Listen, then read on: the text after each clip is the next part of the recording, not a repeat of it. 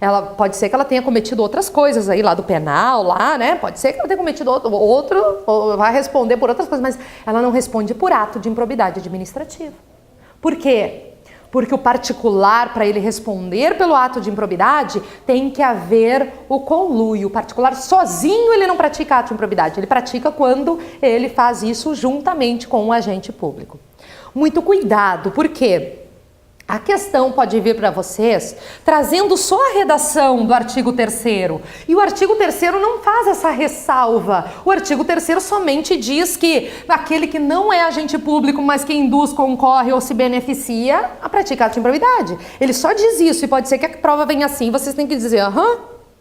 Mas, questão, principalmente se for CESP, questão de CESP, geralmente ela vem perguntando assim, mas o particular, para ele cometer ato de improbidade sozinho, por si só? Aí vocês têm que lembrar do que diz o STF. Não, sozinho não. Tá? Então cuidem com isso aqui. Outra jurisprudência que vocês precisam estar ligados também, e essa foi do STJ. Ele disse o quê? Estagiário que atua no serviço público também está sujeito à responsabilização da lei da improbidade. Gente, quando eu trouxe para vocês ali os agentes públicos, olha lá. Onde é que está o estagiário aqui? Sabe o estagiário que faz estágio nos órgãos públicos, nas entidades? Onde é que está o estagiário aqui dentro? Pois é, né? A gente fica, né? Tá, acho que é servidor temporário. Ai, deixa eu não sei, acho que é particular em colaboração, talvez. A gente fica na dúvida, né? O estagiário, ele não é um agente público. Por quê? Ele não está ali trabalhando, desempenhando uma função na administração. O estagiário só está ali aprendendo. É que a gente vê, né? O estagiário vai lá, né? Carrega o negócio, faz, assina, né? Mas o estagiário, ele só está ali para aprender. Então, teoricamente, ele não é um agente público. Ele só está ali aprendendo, não está ali, né? Ele podia ficar aqui, ó, só com os bracinhos para trás, né? Só olhando, assim, né? O estagiário só está ali aprendendo. Então, a doutrina, ela não classifica o estagiário com agente público nem como servidor temporário, porque ele não é um servidor, se a gente for ver, ele não é um servidor, né? Mas ele está ali fazendo alguma coisa, o quê? O que ele está ali fazendo? Aprendendo só aprendendo. Ele não está lá para trabalhar, fazer, desempenhar uma função pública, não. Só que aí, se ele não é agente público, então ele não responde por ato de improbidade? Aí foi o nosso STJ dizer que responde sim. Mesmo ele não sendo considerado tecnicamente um agente público, mas ele responde por ato de improbidade caso ele pratique alguma coisa. Essa decisão foi de algo bem polêmico que teve lá de um estagiário da Caixa. Não foi tu, Maria? Não foi. O estagiário da Caixa, Maria foi estagiária, né? A Maria era empregada. Tu foi estagiária na Caixa? É, mas não era da tua época esse aqui, né, Maria? Não sei. Foi um estagiário da Caixa que praticou uma fraude lá dentro. E a dúvida era, né? Era menino, tá? Não era Maria. A dúvida era, responde ou não responde por ato de improbidade? E aí veio o STJ dizer que sim, responde. A verdade é que se até um particular responde, né? Por que o estagiário não responderia? Então tem até essa ideia aí que a gente já pode pegar. Mas para você saber, estagiário responde? Responde, então, aqui, entendimento então jurisprudencial. Então, olhem só. Nesse caso ele respondeu sozinho, né? Se ele praticou sozinho, ele responde sozinho. Mesmo que o chefe dele não estivesse envolvido, que também eu acho que nem era o caso, né? Mas mesmo que o chefe dele não estava envolvido, foi só ele ali, boa pergunta, foi só ele ali, né? Porque se fosse em conluio com o agente público, ele até não precisava nem discutir se ele respondia, porque ele ia responder como um particular, né? Mas agora, o fato de ter sido só ele, sozinho, aí veio a dúvida, né? Tá, mas e aí responde ou não responde? Aí veio então uma decisão no sentido de que sim, vai responder, ou seja, mesmo não sendo agente público, vai responder ali, tá? Sobre o que a gente viu, então, eu disse para vocês quem é que pode praticar o ato de improbidade e quem que pode sofrer o ato de improbidade administrativa, tá? Então vejam só, ato de improbidade administrativa, a prova pode perguntar para vocês, Quem é o sujeito passivo e quem é o sujeito ativo do ato de improbidade administrativa? O que é sujeito passivo? Quem sofre. O que é sujeito ativo? Aquele que pratica. Tá? Então, o ativo é aquele que pratica. O passivo é aquele que sofre. Quem é que pratica ato de improbidade administrativa, gente? Ou o agente público ou o particular ali, né, em conluio com o agente público. Quem é que sofre o ato de improbidade administrativa? A administração pública, ou até lá, como a gente viu, uma empresa privada que tenha dinheiro público lá, né? Mas é o dinheiro público aqui quem sofre, tá? Então, ó, pode ser que a prova pergunte quem é o sujeito passivo do ato de improbidade e quem é o sujeito ativo do ato de improbidade administrativa. Cuidem com o seguinte, pode ser que a prova pergunte também para vocês, não sei, não é comum ela fazer isso, mas, né? Pode ser que pergunte para vocês o seguinte, em relação ao processo de improbidade administrativa, a ação civil pública de improbidade administrativa. Quem é o sujeito ativo e quem é o sujeito ativo da ação civil pública de improbidade administrativa? Aí vocês querem ver que é o contrário. Quem é o sujeito ativo da ação? É quem entra com a ação civil pública, né? É quem entra com a ação, que daí vai ser quem? O sujeito ativo da ação de improbidade, né? Da ação civil pública de improbidade vai ser a administração, MP, as entidades ali que sofreram o ato. E quem é o sujeito passivo da ação, do processo de improbidade? O passivo é quem cometeu o ato de improbidade. Aí troca, né? Então cuidado se tiver na prova de vocês sujeito ativo, sujeito passivo.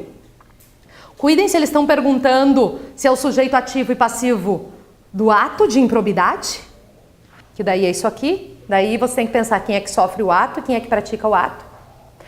E cuidem se eles não estão se referindo ao processo, à ação civil pública de improbidade.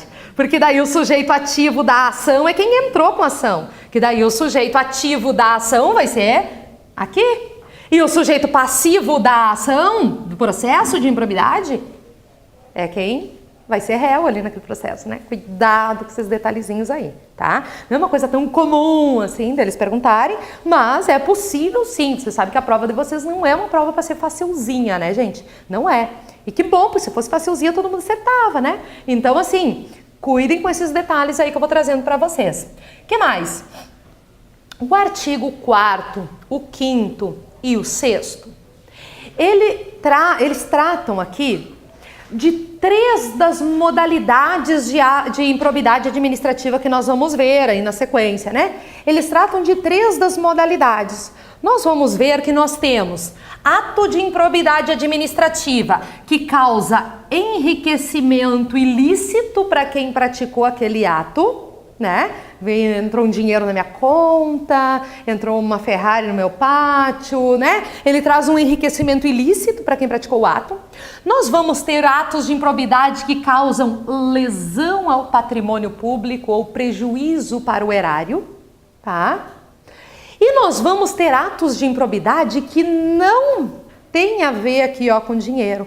Nós vamos ter os atos de improbidade que atentam contra os princípios da administração, tá? Então, ó, nós vamos ter atos de improbidade que causa enriquecimento ilícito, aquele que praticou o ato se enriquece.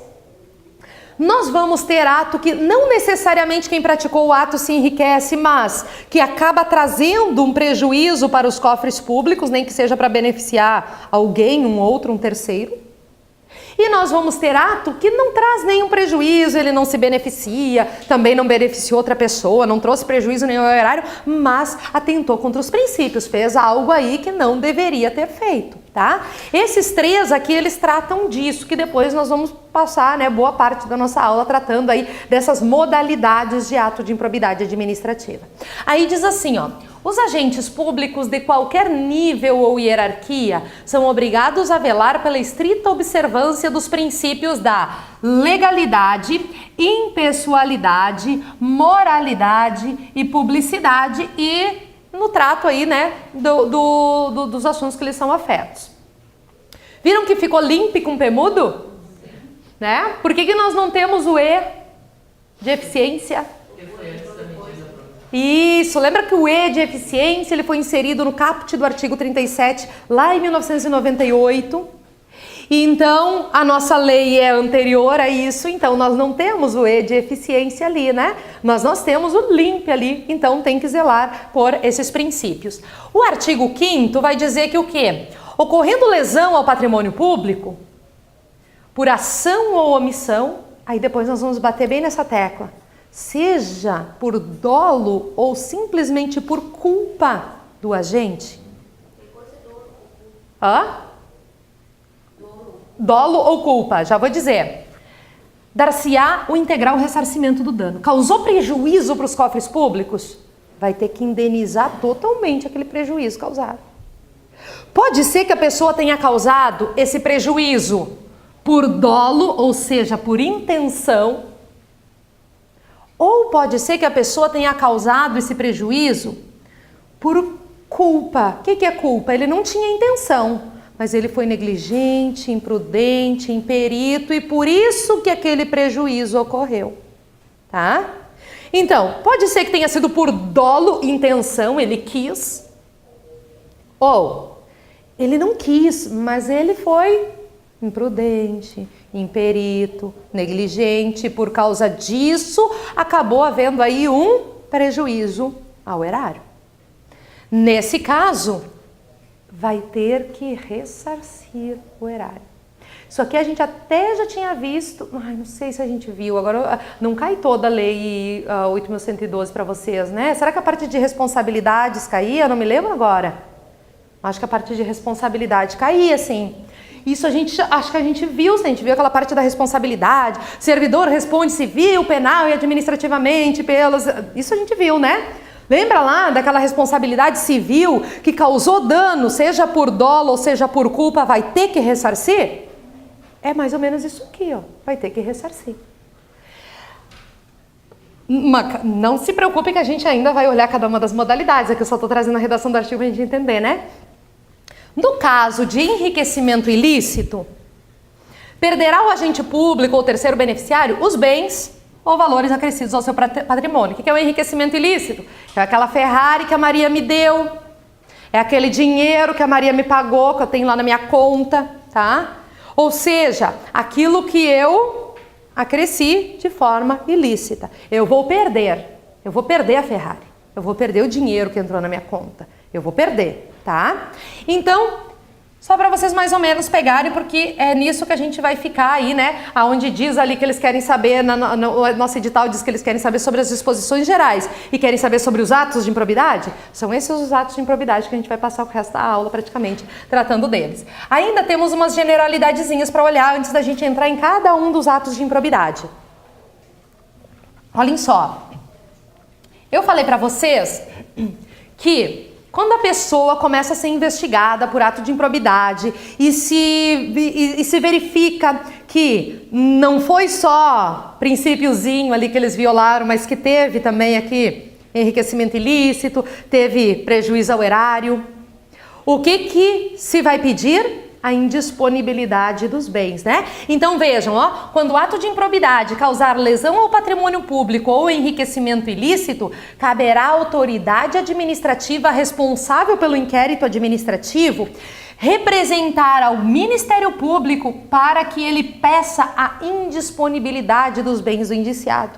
É a autoridade responsável pelo inquérito pede para o Ministério Público, para que o Ministério Público vá lá, judicialmente peça essa medida liminar, tá?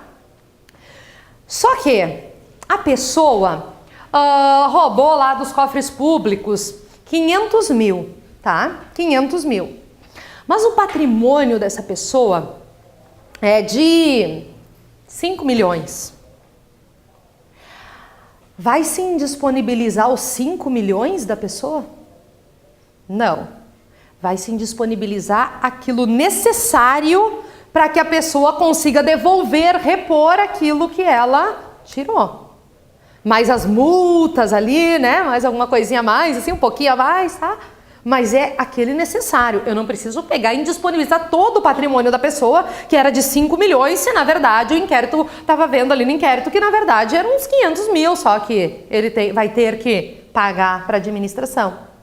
Então, só se indisponibiliza aquele, né, necessário ali para o pagamento. Então, ó, a indisponibilidade que se refere, o caput desse artigo, recairá sobre os bens que assegurem o integral ressarcimento do dano ou sobre aquele acréscimo patrimonial ali, né, resultante daquele enriquecimento ilícito. Ou seja, é o necessário para devolver, para ressarcir. Ok? O que mais? Bem importante, adora perguntar. Se for CESP, ama perguntar isso aqui. O agente causou lá um prejuízo para o erário de 500 mil, tá? E vai ter que devolver, vai ter que ressarcir, como a gente viu.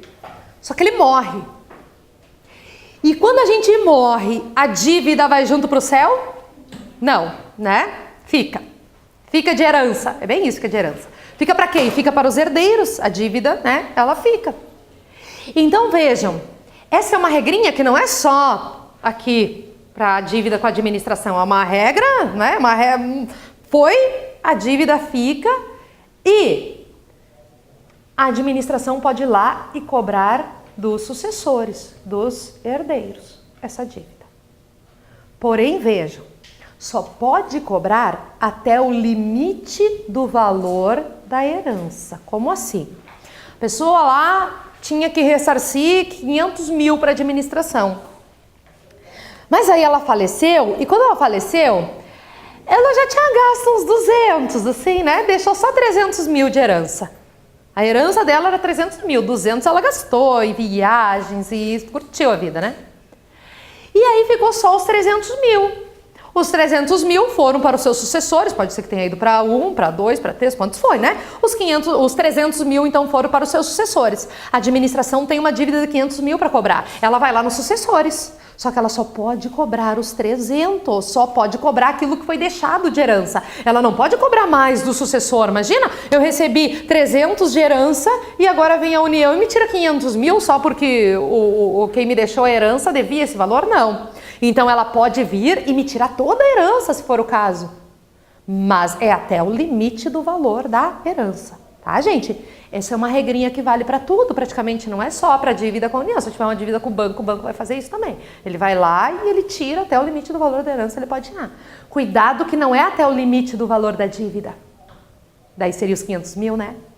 É até o limite do valor da herança, tá? Então aqui, ó, muita questão sobre isso. O sucessor, ele responde, então aqui, responde até o limite do valor da herança. Tranquilo? Ai, ai, ai, todo mundo ficou com dúvida nessas. Vamos lá, quem? É sempre esse rito, autoridade, MP, judiciário, para solicitar, é sempre assim, se a questão perguntar, sempre será assim esse rito de aqui, para pedir a indisponibilidade dos bens, se vai ser sempre a autoridade representando ao MP para a indisponibilidade dos bens do indiciado. Eu vou te dizer que eu não posso dizer que é sempre esse rito, por quê? Porque aqui é antes mesmo de entrar com ação, né? Pode ser que lá no meio da ação a gente achava que era um ato de improbidade que só atentou contra os princípios, nem tinha dinheiro para... Mas lá no meio da ação viu que tinha, sim, desvio de dinheiro, que tinha. E aí no meio da ação, daí é quem entrou com a ação. Que para vocês não cai ainda essa parte da ação, mas que pode ser o Ministério Público ou pode ser a própria entidade que sofreu o ato de improbidade, ela pode entrar com ação. Então lá eles mesmos, então eu não posso até dizer assim que vai ser sempre esse, né? Não pode me cobrar. Dizendo que é sempre, ela não pode, tá? Por isso, porque pode ser que essa indisponibilidade dos bens seja pedido lá no meio da ação, né? Que daí não precisa daí ter todo esse trâmite, né? Até já saiu da fase de inquérito, já saiu da fase administrativa, tudo.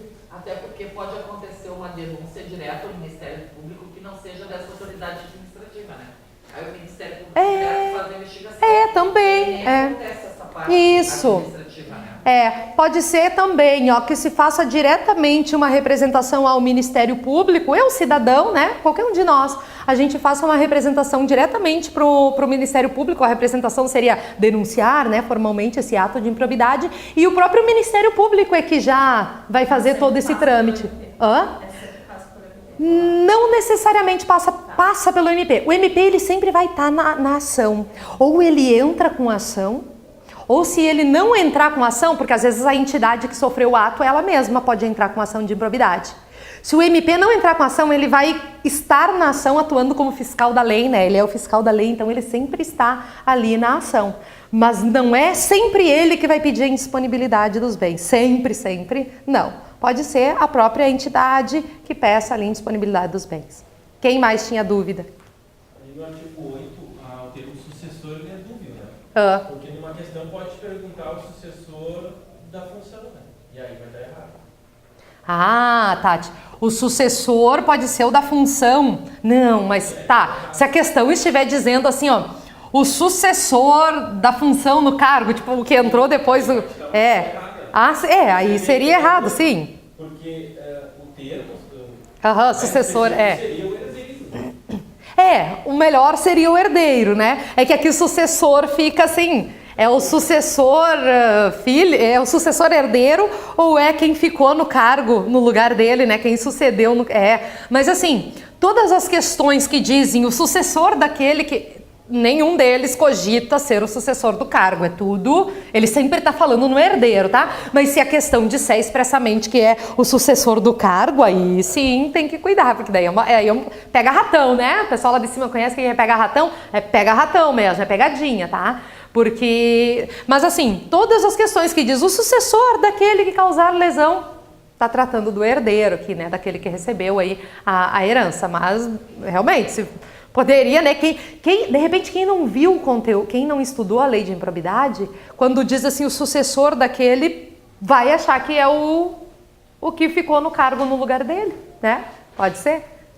E aí erra. E aí é o que a gente quer, porque nós que estudamos queremos acertar. Por exemplo, a pessoa faleceu, tá? E depois se descobriu, enfim, a pessoa já tinha morrido. Ela vai responder igual e a dívida vai para os herdeiros. Isso. Tá. Só que digamos que eles já tenham recebido a herança, já tenham gastado. Eles vão ser responsáveis da mesma forma, vão ter que devolver, tipo... Olha a dúvida. Tati. Eram duas coisas, né? Primeiro, a pessoa já morreu e daí depois que morreu é que a administração descobriu. Vai poder buscar igual? Vai poder buscar, tá? Vai poder buscar, vai lá e daí entra com ação contra os herdeiros, tá? Claro que o herdeiro, eles não vão assim aplicar, tipo, suspensão dos direitos políticos. Não, eles vão aplicar, são as sanções aqui, ó, né? São essa parte que o herdeiro vai responder, tá? Aí a dúvida é, mas o herdeiro já gastou o dinheiro, né? Já gastou o dinheiro.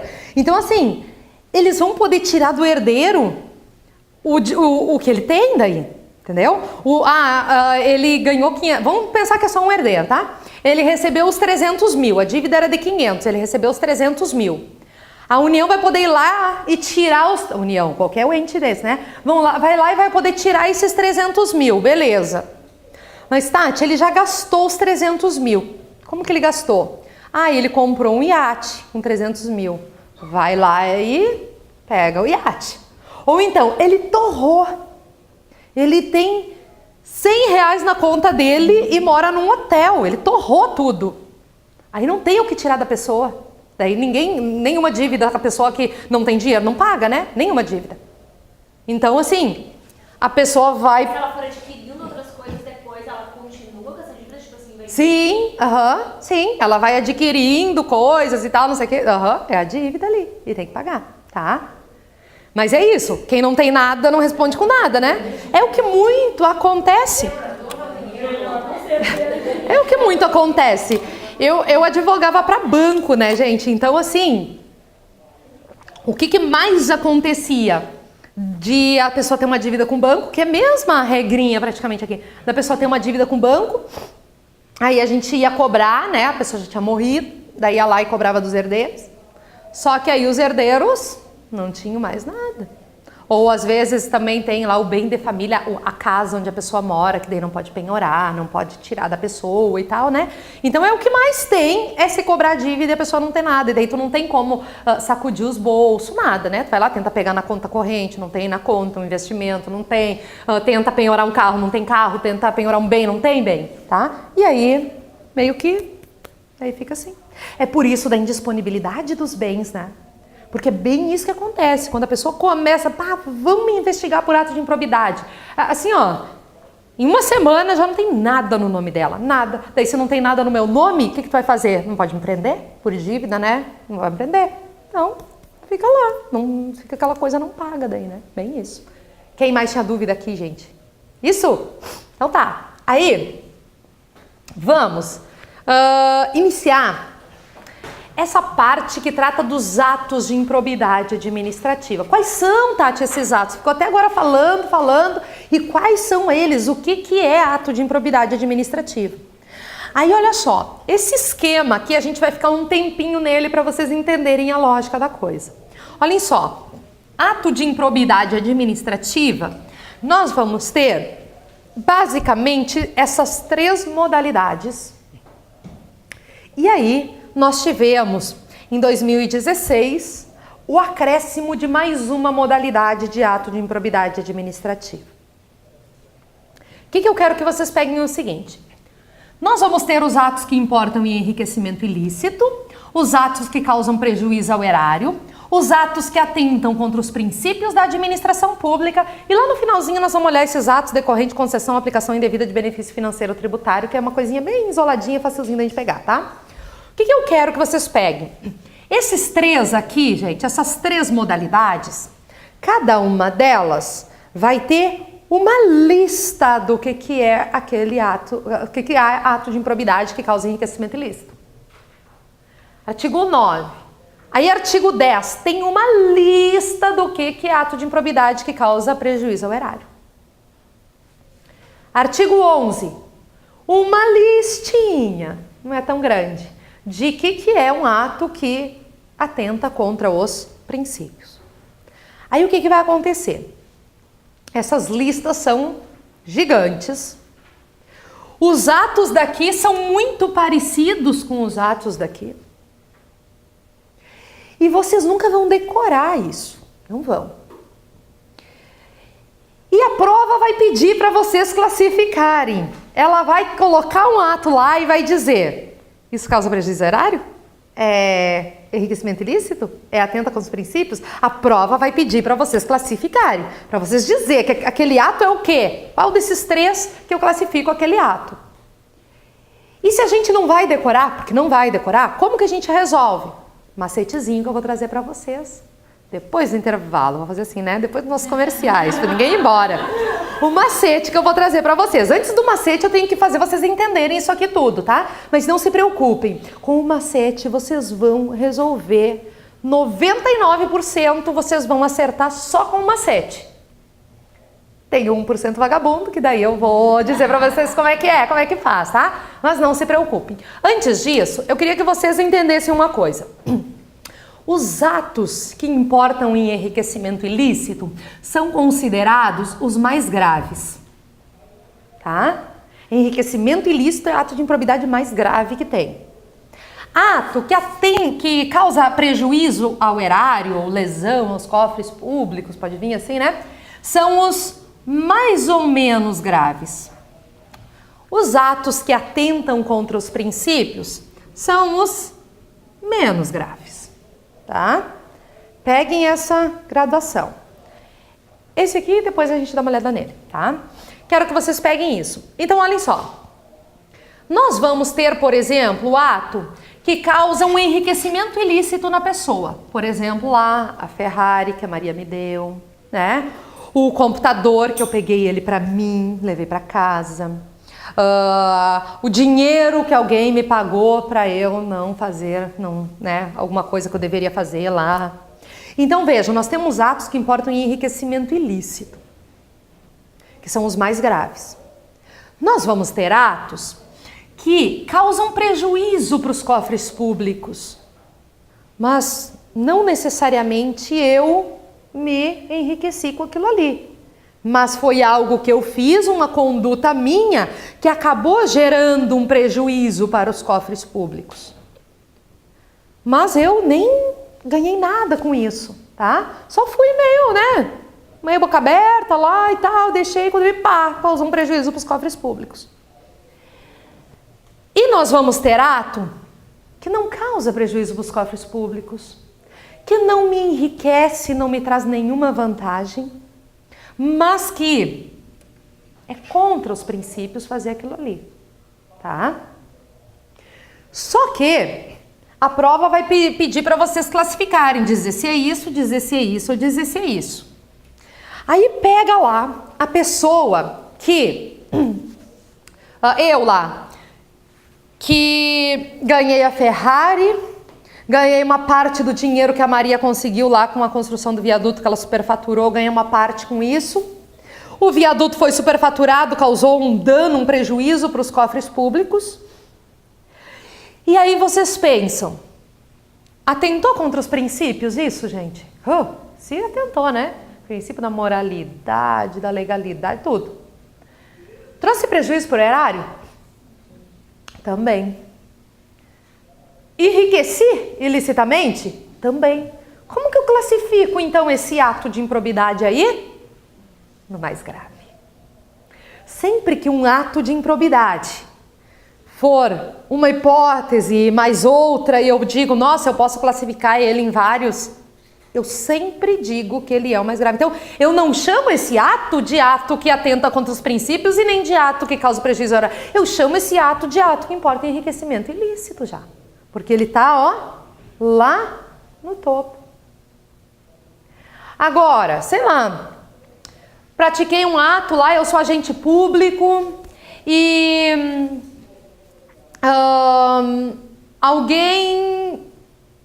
facilitei para que alguém levasse o computador do órgão público aqui, tá?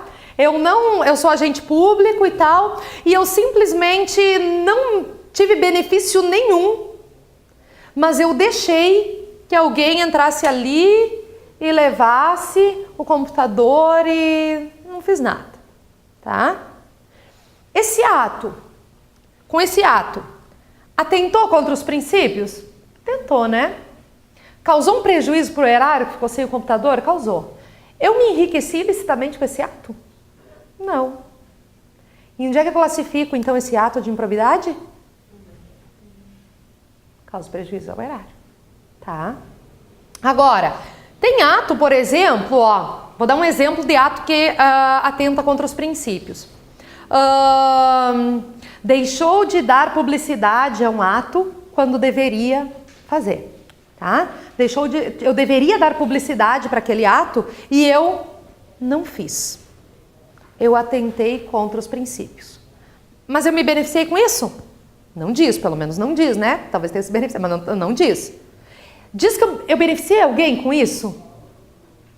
Não, né? Não causei nenhum prejuízo, não beneficiei. Mas eu atentei contra os princípios. Então, vejam, mesmo que não tenha a ver com dinheiro, com prejuízo, com enriquecimento, também vai ser considerado aqui ato de improbidade administrativa. Outro aspecto bem importante.